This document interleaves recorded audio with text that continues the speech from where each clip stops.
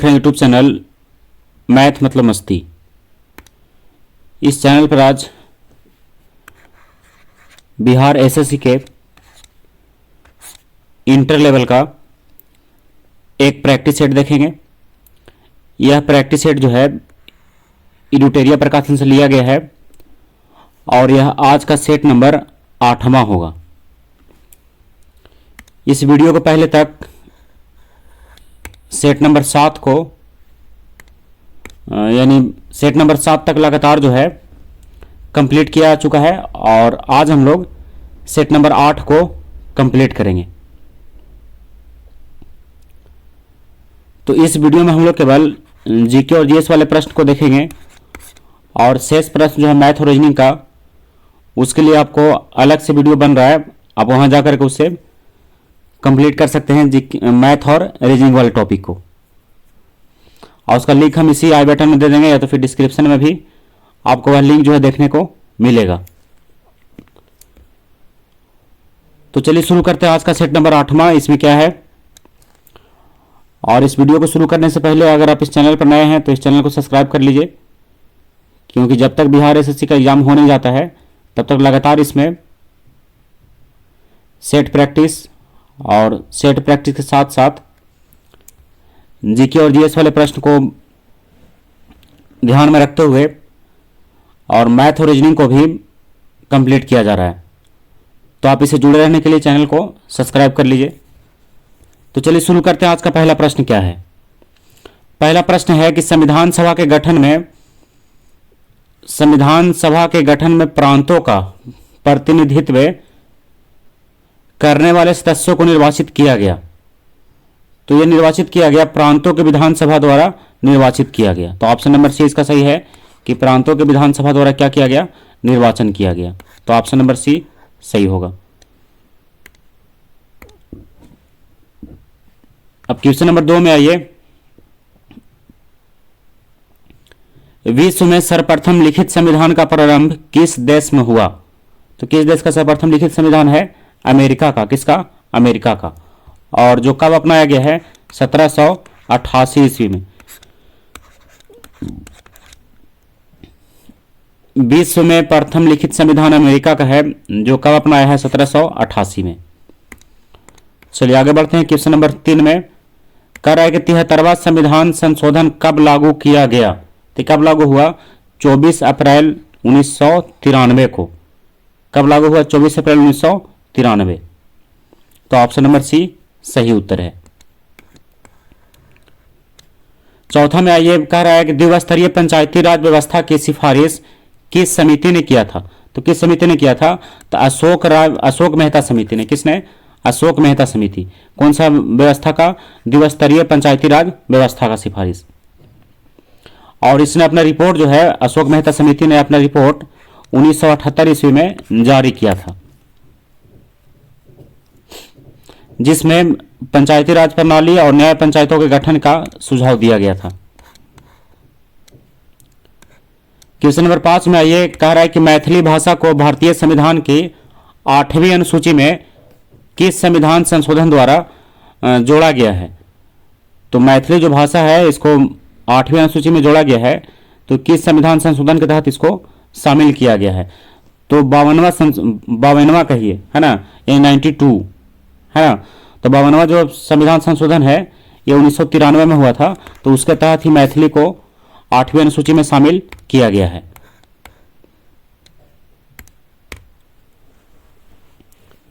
Question number 6 में आइए, राज्य विधान परिषद में कितने सदस्यों का नामांकन राज्यपाल द्वारा किया जाता है। तो कितने सदस्यों का किया जाता है, तो 1/6 सदस्यों का। कितने सदस्यों का, 1/6 सदस्यों का। तो 1/6 सदस्य जो है राज्यपाल द्वारा नामांकित किया जाता है, जिसमें ये सदस्य जो हैं साहित्य से, कला से, विज्ञान से या फिर आंदोलन से, समाज सेवा से, ये सबसे जुड़े हुए रहते हैं, जिसको राज्यपाल द्वारा नामांकित किया जाता है। क्वेश्चन नंबर 7 है, निम्नलिखित में से कौन सा भारतवर्ष को एक धर्मनिरपेक्ष राज्य के रूप में वर्णित करता है। तो कौन वर्णित करता है, तो संविधान की प्रस्तावना में यह वर्णन किया गया है ना। इसमें क्या किया गया है, समाजवाद, पंथ निरपेक्ष, धर्मनिरपेक्ष, अखंडता, है ना, ये वर्णन जो है ये वर्णन कहाँ किया गया है? संविधान के प्रस्तावना में। तो यही क्या करता है? भारत को एक धर्मनिरपेक्ष राज्य होने की पुष्टि करता है। अब क्वेश्चन नंबर 8 में आइए, कह रहा है केंद्र शासित प्रदेश के मुख्यमंत्री जहां पर इस तरह का प्रावधान है किसके द्वारा नियुक्त किए जाते हैं? तो वहां का जो मुख्यमंत्री है, केंद्र शासित प्रदेश के मुख्यमंत्री, तो किसके द्वारा नियुक्त किए जाते हैं? तो ये नियुक्त कौन करता है? तो राष्ट्रपति। कौन नियुक्त करता है? राष्ट्रपति।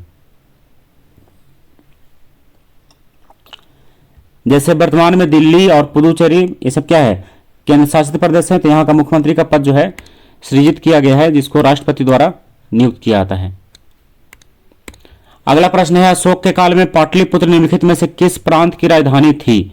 तो पाटलिपुत्र जो है प्राची प्रांत की राजधानी था। किसका? प्राची प्रांत की राजधानी कहाँ था? पाटलिपुत्र था, है ना, यानी पूर्वी प्रांत। जैसे और है दक्षिणी प्रांत सुवर्णगिरी, कलिंग प्रांत तोसली, इस टाइप से और इसमें दिया गया है। सिंधु सभ्यता के किस स्थल से स्वास्तिक चिन्ह मिला है?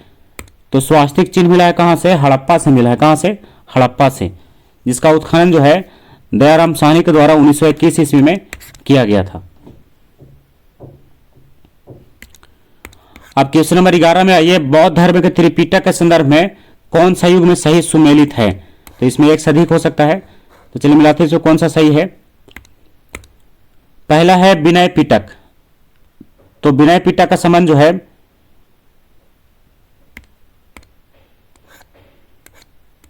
तो इसमें विनय पिटक का कह रहा है कि बौद्ध मत की दार्शनिक व्याख्या किसमें मिला रहा है? विनय पिटक में। तो ये इसका गलत है। विनय पिटक में क्या है? जिसमें बौद्ध मठों में रहने वाले भिक्षु भिक्षुणियों के अनुशासन संबंधी नियम का वर्णन किया गया है। किसमें? विनय पिटक में। लेकिन यहां पर कह रहा है कि दार्शनिक मतों की व्याख्या किया गया, तो ये गलत है। दूसरा है सूत पिटक। तो सूत पिटक में क्या है? बौद्ध धर्म के सिद्धांतों का उल्लेख है, तो ये सही है। सूत पिटक में बौद्ध धर्म के सिद्धांतों का उल्लेख किया गया है, ये क्लियर है, सही है। अब 3 में आइए, अभिधम्म पिटक। तो अभिधम्म पिटक में क्या है?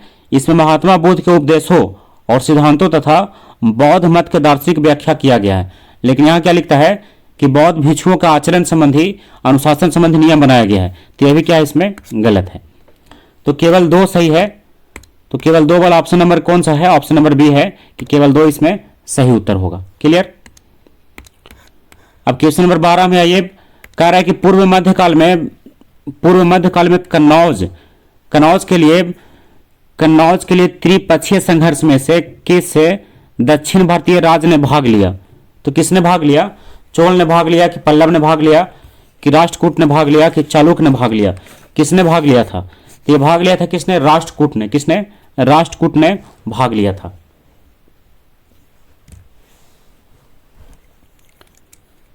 अब क्वेश्चन नंबर 13 में आइए, कह रहा है कि इल्तुतमिश ने बिहार में अपना प्रथम सूबेदार किसे नियुक्त किया? तो किससे बनाया था? तो मलिक अलाउद्दीन जानी को। किसे बनाया था? मलिक अलाउद्दीन जानी को, है ना। बिहार में क्या किया था? अपना प्रथम सूबेदार नियुक्त किया था। किसने? इल्तुतमिश ने। तो ऑप्शन नंबर ए इसका सही होगा, मलिक अलाउद्दीन जानी। अब आते हैं क्वेश्चन नंबर 14 में। तो 14 का प्रश्न है कि मध्यकाल में कश्मीर के किस शासक ने कश्मीर में जजिया कर हटा दिया तथा गोहत्या निषिद्ध कर दिया था? तो ऐसा किसने किया था? तो ऐसा किया था किसने? जैनुल आबिदीन ने। किसने? जैनुल आबिदीन। तो ऑप्शन नंबर सी इसका सही उत्तर है, जैनुल आबिदीन। जैनुल आबिदीन का कार्यकाल जो है 1420 से लेकर के और लगभग 1470 तक माना जाता है, 1420 से 1470। और जैनुल आबिदीन को कश्मीर का अकबर भी कहा जाता है। जैनुल आबिदीन को क्या कहता है? कश्मीर का अकबर। तो यही जो अच्छे कार्य है इसी के चलते जैनुल आबिदीन को कश्मीर का अकबर की संज्ञा दिया गया है। 15 में आइए कि डेनिश ईस्ट इंडिया कंपनी ने भारत में अपनी प्रथम फैक्ट्री कहाँ लगाया था? तो कहाँ लगाया था? ट्रैंकूवर में। कहाँ? ट्रैंकूवर में सबसे पहला फैक्ट्री उसने लगाया था। और कब लगाया था? 1616 में लगाया था। कब लगाया? 1616 में। अगला प्रश्न है, पानीपत के तृतीय युद्ध 1761 ईस्वी के समय मराठा पेशवा कौन था? जब पानीपत का तीसरा युद्ध हो रहा था 1761 में, तो उसमें मराठा पेशवा कौन थे? तो कौन थे? बालाजी बाजीराव। कौन थे उस समय? बालाजी बाजीराव। कब? जब पानीपत का तृतीय युद्ध 1761 में लड़ा जा रहा था उस समय। और इस युद्ध में जो मराठों थे उनका पराजय हुआ था, और जो मुगल था उसका विजय हुआ था। यानी इस युद्ध में मुगल जो है विजय हुए थे। क्वेश्चन नंबर 17 है कि निम्न में से कौन कैबिनेट मिशन का सदस्य नहीं था? तो कैबिनेट मिशन का सदस्य मात्र 3 लोग थे। इसमें लॉर्ड बेवेल जो इसके सदस्य नहीं थे। बाकी सदस्य रहने वाले कौन है, इनका नाम भी आप ध्यान रखिएगा। A B Alexander, sir Stafford Cripps और लॉर्ड पैथिक लॉरेंस, ये सदस्य थे, लेकिन लॉर्ड बेवेल जो है उसके सदस्य नहीं थे। किसका? कैबिनेट मिशन के। क्वेश्चन नंबर 18 है कि नेशनल हेराल्ड जो पत्रिका है अंग्रेजी का, उसका संपादन किसने किया? क्या नाम है पत्रिका का? National Herald. इसका संपादन किसने किया था? इसका संपादन किया था जवाहरलाल नेहरू ने। किसने? जवाहरलाल नेहरू ने। और कब किया था? 1938 में। कब किया? 1938 में किया। और किस भाषा में किया? अंग्रेजी में किया। ये तो लिखा हुआ ही है, किस भाषा में? अंग्रेजी में। क्वेश्चन नंबर 19 है 9 अगस्त 1942 को कांग्रेस के प्रमुख नेताओं की गिरफ्तारी के विरोध में किसने बिहार में महाधिवक्ता के पद से इस्तीफा दिया था? तो किसने इस्तीफा दिया था? तो बलदेव सहाय ने। किसने दिया था? बलदेव सहाय ने महाधिवक्ता के पद से इस्तीफा दे दिया था, प्रमुख नेताओं को जब गिरफ्तारी किया गया था उसके बाद। अगला प्रश्न है क्वेश्चन नंबर 20 में कहा है कि प्रसिद्ध कविता बटोहिया निम्नलिखित में से किसकी प्रसिद्ध रचना है? क्या नाम है कविता का? बटोहिया। इसके रचनाकार कौन है? रघुवीर नारायण है। कौन है? रघुवीर नारायण। बटोहिया का रचनाकार रघुवीर नारायण। तो ऑप्शन नंबर सी इसका सही उत्तर है। अब क्वेश्चन नंबर 21 में आइए, भारत के किस प्रदेश की सीमाएं 3 देशों क्रमशः नेपाल, भूटान और चीन से मिलती है? तो भारत का कौन सा ऐसा राज्य है जिसका सीमा जो है नेपाल से ही मिलता है, भूटान से ही मिलता है और चीन से ही मिलता है? तो कौन सा ऐसा राज्य है? सिक्किम है। कौन सा है राज्य? सिक्किम। इसकी सीमा जो है, बहुत इंपॉर्टेंट प्रश्न है, नेपाल के साथ भी, भूटान के साथ भी और चीन के साथ भी मिलता है। और आपको पता होगा कि सिक्किम जो भारत का क्या है? सिक्किम भारत का पूर्वोत्तर राज्य है और 7,096 वर्ग किलोमीटर में फैला यह क्षेत्र जो है भारत के सबसे छोटे राज्यों में से एक है। इसका सीमा कितना में फैला हुआ है? विदेशों के साथ 7,096 किलोमीटर स्क्वायर, इतना क्षेत्र में इसका क्षेत्रफल जो है फैला हुआ है। किसका? सिक्किम की बात कर रहा है। सिक्किम का क्षेत्र जो है इतना है।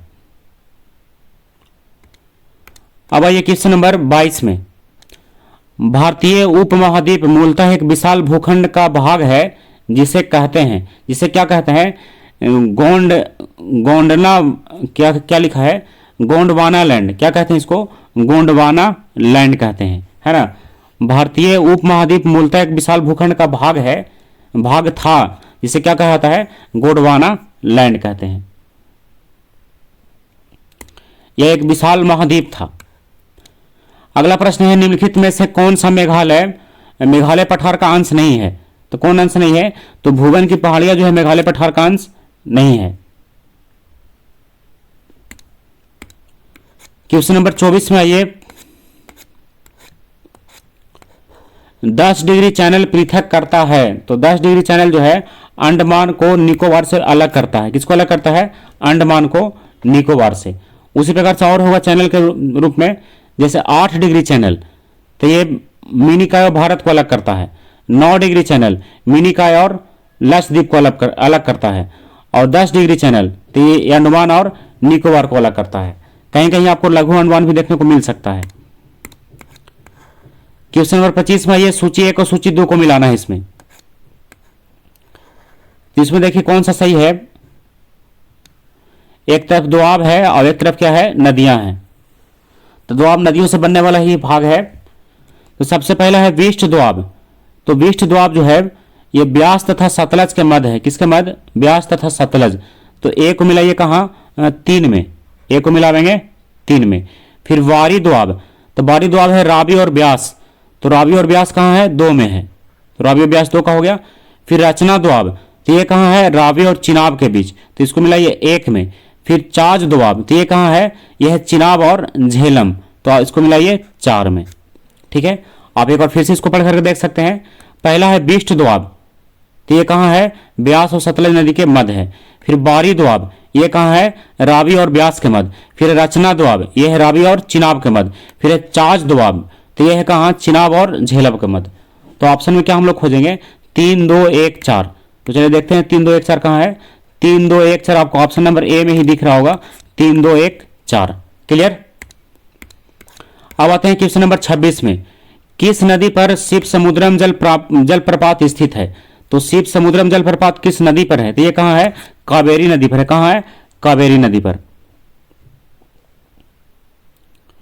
और आपको और कुछ जानकारी हो कावेरी नदी के बारे में कि कावेरी नदी को दक्षिण भारत की गंगा भी कहा जाता है। दक्षिण भारत की गंगा किसे कहा जाता है, कावेरी नदी को। ध्यान रखिए, वह प्रश्न भी कई बार पूछा गया है। क्वेश्चन नंबर 27 है, गरजने वाला 40, उसके बाद है प्रचंड 50, चीखने वाली 60 पवने पृथ्वी के किस गोलार्ध में बहती है। चाहती है नहीं, बहती है। यहाँ पर चाहती है लिख दिया है, तो कहाँ बहती है, पृथ्वी के दक्षिणी गोलार्ध में। कहाँ, पृथ्वी के दक्षिणी गोलार्ध में ये जो है हवा चलती है, जिसका नाम दिया गया है गरजने वाली 40, प्रचंड 50, चीखने वाली 60 पवने पृथ्वी के दक्षिणी गोलार्ध में बहती है। तो दक्षिणी गोलार्ध आप जरूर ध्यान रखिएगा, ये अलग अलग भी हो सकता है। यहाँ पर कई नाम जो दिया है ये कई बार अलग अलग भी पूछे जाते हैं, लेकिन यहाँ पर सबको साथ में ही लिख दिया है। अगला प्रश्न, निम्नलिखित में से कौन सा सही सुमेलित नहीं है। तो देखिए देश और राजधानी है, तो कौन सा इसमें सही नहीं है। तो पहला है साइप्रस, तो साइप्रस जो है, साइप्रस की राजधानी कहाँ है, तो निकोसिया है, तो ये तो सही है। कंबोडिया, कंबोडिया की राजधानी कहाँ है, न्योम पेन है, ये भी सही है। ओमान का कहाँ है, मस्कत है। ओमान का कहाँ है, मस्कत, तो ये अम्मान दे रहा है, तो ये क्या है, इसमें गलत है। ओमान का मस्कत होना चाहिए, दे रहा है यहाँ पर अम्मान। सीरिया का दमिश्क, ये भी सही है। तो ऑप्शन नंबर सी इसका गलत है। ओमान का कहाँ होना चाहिए, ओमान का होना चाहिए मस्कत, है ना, मस्कट या फिर मस्कत भी देखने को मिल सकता है आपको। अब बढ़ते हैं क्वेश्चन नंबर 29 में, निम्नलिखित में से किस एक से समावेशित विकास को बढ़ाने की आशा नहीं की जा सकती है। तो किससे आशा नहीं किया जा सकता है, तो राष्ट्रीय आय की ऊंची वृद्धि दर से केवल समावेशित विकास को नहीं बढ़ाया सकता है, केवल ये माप जो है नहीं हो सकता है। अगला प्रश्न है, सार्वजनिक वितरण प्रणाली से वितरित अनाज पर कीमत बढ़ाने का उद्देश्य है। इस पर कीमत बढ़ाने का उद्देश्य क्या है, इसका उद्देश्य क्या है कि इस योजना में निहित उपादान का भार कम हो सके। इस योजना में निहित जो उपादान है उसका भार क्या हो सके, कम हो सके। इसलिए क्या किया जाता है, कीमत सार्वजनिक वितरण प्रणाली वाले जो बाजार है उसमें कीमत बढ़ाया जाता है। ये बाजार क्या है, जिसको हम लोग अपनी भाषा में कोटा कहते हैं, है ना, कि कोटा से जो अनाज यानी चावल गेहूं वितरित किया जाता है उसका दाम बढ़ाने का उद्देश्य यही है कि उपादान को कम किया जा सके। क्वेश्चन नंबर 31 है, राष्ट्रीय स्तर पर कृषि विपणन सहकारिता का शीर्ष संगठन है। तो संगठन का नाम क्या है, तो संगठन का नाम है नेफेड। क्या नाम है उसका, नेफेड। तो नेफेड का पूरा नाम क्या है, national agricultural cooperative marketing federation. NAFED, national agricultural, और उसके बाद एप से हो गया ये हो गया national agricultural cooperative marketing federation of India, है ना, तो ये पूरा नाम इसमें है। अब बढ़ते हैं क्वेश्चन नंबर 32 में, कर विकास केंद्र उपागम किस योजनाओं के अंतर्गत अपनाया गया था। तो किस योजना के अंतर्गत अपनाया गया था, तो चतुर्थ पंचवर्षीय योजना के अंतर्गत इसको अपनाया गया था। किसको, विकास केंद्र उपागम को। अब 32 के बाद 33 में आइए, निम्नलिखित क्या कह रहा है, निम्नलिखित तरल परिसंपत्तियों पर विचार कीजिए। देखिए विचार करने का देखते हैं, इसमें एक से अधिक भी इसमें हो सकता है।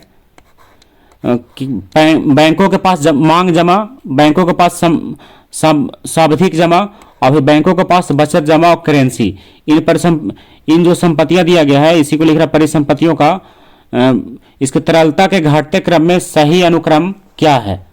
देखिए इसका सही अनुक्रम क्या है, तो इसका सही अनुक्रम क्या है, तो इसमें सही अनुक्रम इसका होगा, देखिए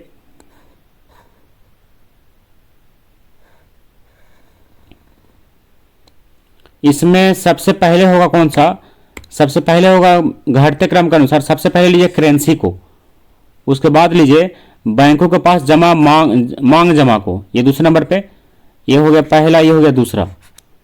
और उसके बाद लीजिए किसको, बैंकों के पास बचत जमा को, तो ये लिए 3 नंबर पे। और बैंकों के पास सावधिक जमा, इसको लीजिए 4 नंबर पे। तो सबसे पहले यहाँ पर होगा 4, फिर आएगा दूसरे नंबर पर 1, और फिर आएगा तीसरे नंबर पर 3, और फिर आएगा 2। तो 4 1 3 2, देखिए कहाँ दिया है 4 1 3 2, 4 1 3 2, ऑप्शन नंबर डी में आपको दिख रहा होगा 4 1 3 2। क्लियर। अब चलते हैं क्वेश्चन नंबर 34 में। निम्नलिखित में से कौन एक जैविक अनुक्रमण के प्रवस्थाओं का सही क्रम है? तो कौन सही क्रम है, इसमें मिलाइए आंसर इसका। इसमें सही क्रम कौन सा है? तो इसका सही क्रम है,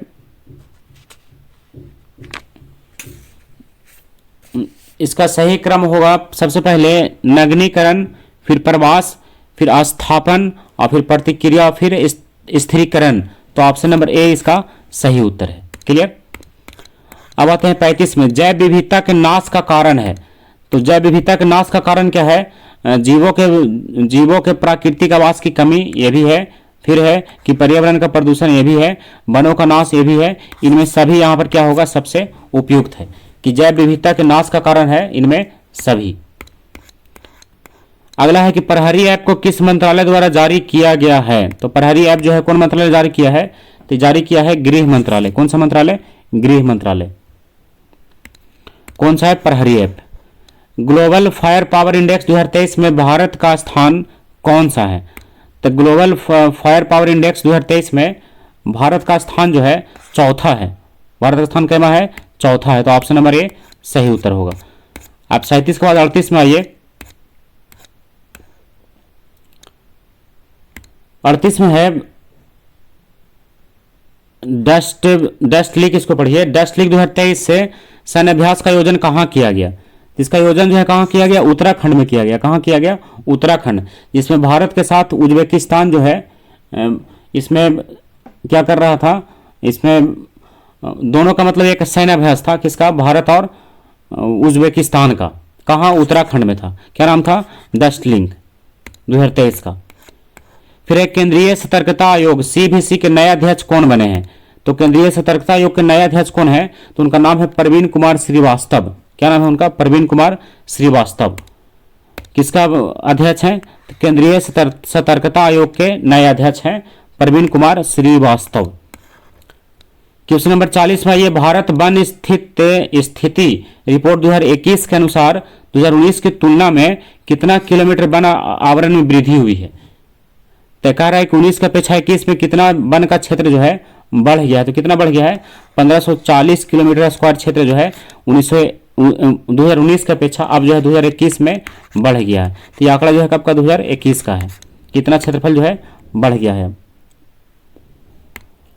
अब आते हैं क्वेश्चन नंबर 41 में। कह रहा है 32वां बिहारी पुरस्कार से किसे सम्मानित किया गया है? तो 32वां बिहारी पुरस्कार जो है माधव हाड़ा को दिया गया है। किससे दिया गया है? माधव हाड़ा को।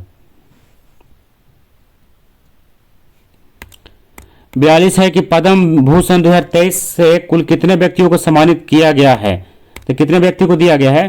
तो 9 व्यक्ति को दिया गया। कितने व्यक्ति को? 9 व्यक्ति। कौन सा पुरस्कार? पद्म भूषण 2023 का।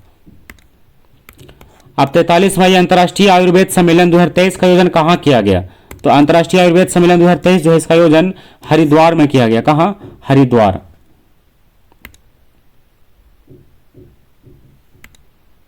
इस आयोजन का विषय क्या था? तो इस आयोजन का विषय था पशु चिकित्सा और आयुर्वेद, जो हरिद्वार में आयोजित किया गया। क्वेश्चन नंबर 44 है प्रथम महिला प्रीमियर लीग में ऑरेंज कप का खिताब किसने जीता? तो खिताब किसने जीता? मैग लेनिंग ने जीता। किसने जीता? Meg Lanning. तो ऑप्शन नंबर बी सही उत्तर है। 45वां ये प्रसिद्ध पुस्तक नालंदा के लेखक कौन है? तो प्रसिद्ध पुस्तक नालंदा के लेखक है अभय के। कौन है? अभय के।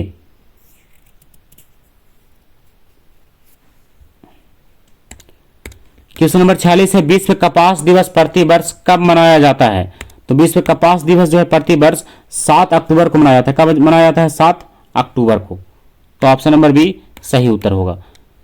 अगला है रिलायंस के जियो मार्ट ने किसे अपना ब्रांड एम्बेसडर बनाया है? रिलायंस के जियो मार्ट ने किसने अपना ब्रांड एम्बेसडर बनाया है? तो किसे बनाया है? एम एस धोनी को बनाया है। किसे बनाया है? एम एस धोनी को। और जियो मार्ट के सीईओ कौन है? तो संदीप नाम है उनका, संदीप विरंगती। क्या नाम है उनका? जियो मार्ट का जो सीईओ है उनका नाम है संदीप विरंगती। और ब्रांड एम्बेसडर किसे बनाया है? तो एम एस धोनी को बनाया है। अब 47 के बाद 48 में आते हैं। हाल ही में किस राज्य के याक चुरपी को जीआई टैग मिला है? तो ये जीआई टैग जो है किस राज्य के याक चुरपी को दिया गया है? तो ये टैग दिया गया किस राज्य को? तो अरुणाचल प्रदेश को। किसको? Arunachal Pradesh. Option number B सही उत्तर है। सूर सरोवर पश्चिम बिहार कहाँ स्थित है? तो सूर सरोवर पश्चिम बिहार जो है ये कहाँ है? तो ये आगरा में है। कहाँ है ये? आगरा। इसकी स्थापना कब किया गया था? 1991 में किया गया था। कब? 1991।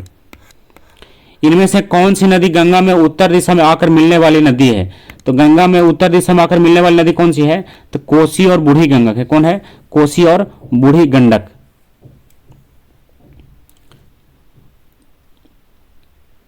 कोसी, बूढ़ी गंडक, घाघरा, कमला, महानंदा, ये सब क्या है? उत्तर दिशा से आकर के मिलने वाली नदियां हैं।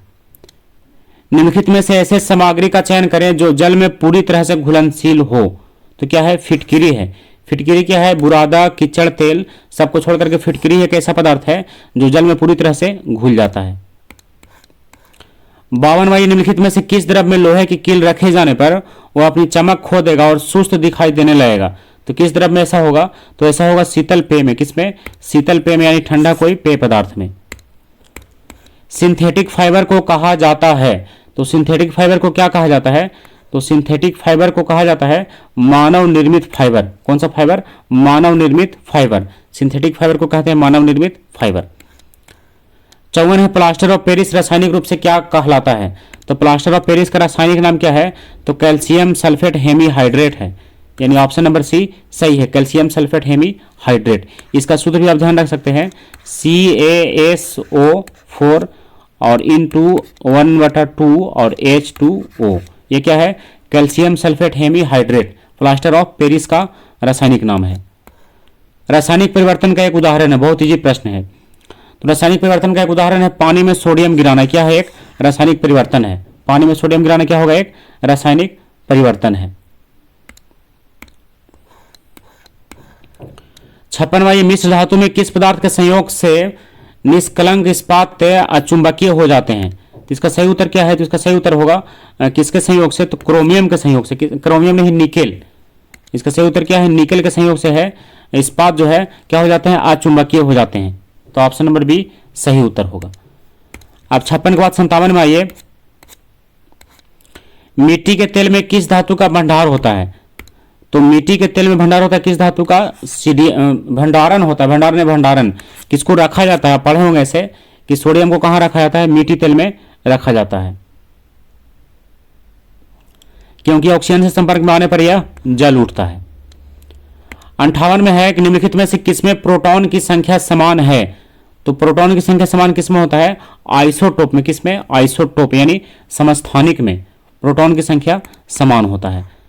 अगला प्रश्न, निम्नलिखित परमाणु मॉडलों को उनके समय के अनुसार व्यवस्थित करना है कि कौन कब कितना ईस्वी में आया था। तो सबसे पहला रदरफोर्ड का परमाणु मॉडल, तो ये कब आया था? तो ये आया था 1897 में, 1897।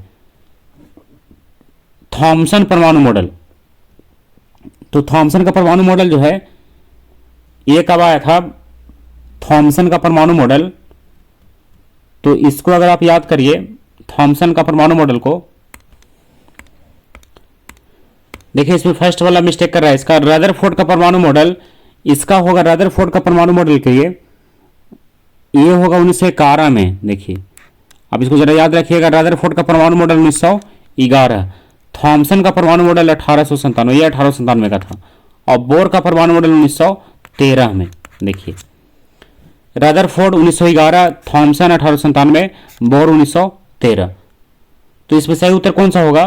पहले हो जाएगा दूसरा, उसके बाद हो जाएगा पहला, फिर हो जाएगा तीसरा। तो दूसरा, पहला, तीसरा दिख रहा होगा ऑप्शन नंबर सी में।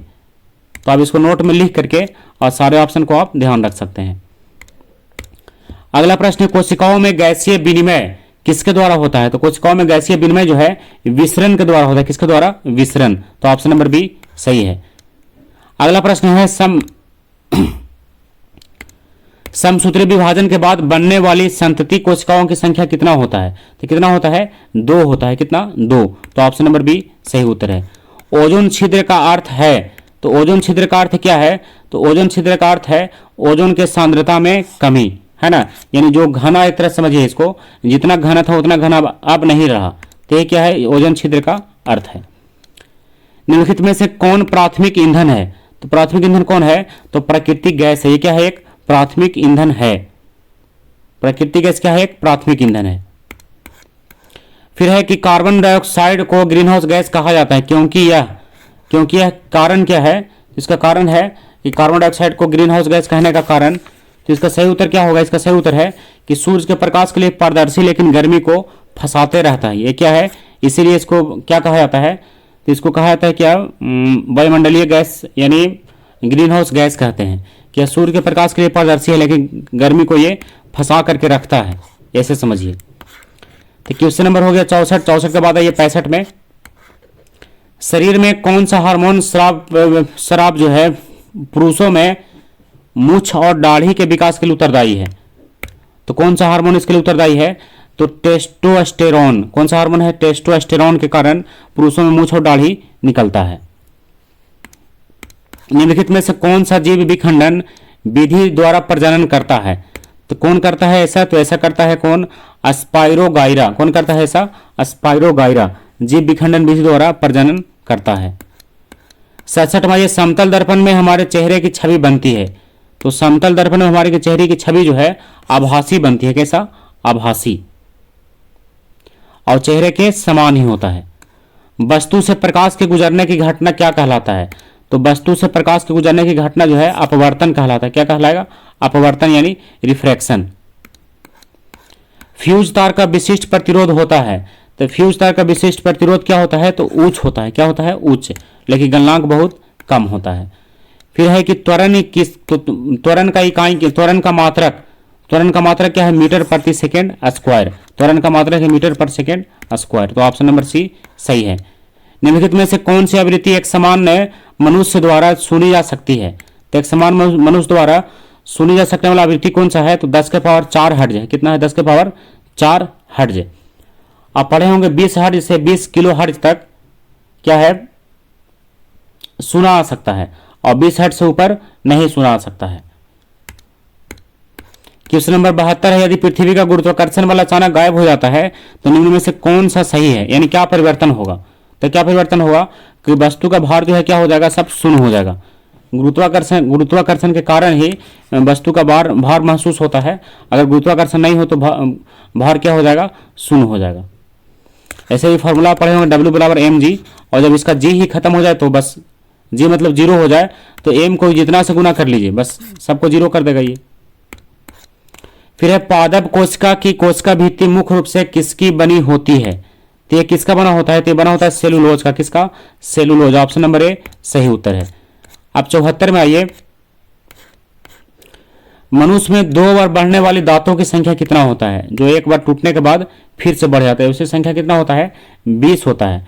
20 दांत ऐसे होते हैं जिनका विकास जो है पुनः हो जाता है, यानी 2 बार होता है। भोजन का रासायनिक पाचन शुरू होता है। तो भोजन का रासायनिक पाचन कहाँ से शुरू होता है? तो मुंह से शुरू होता है। कहाँ से?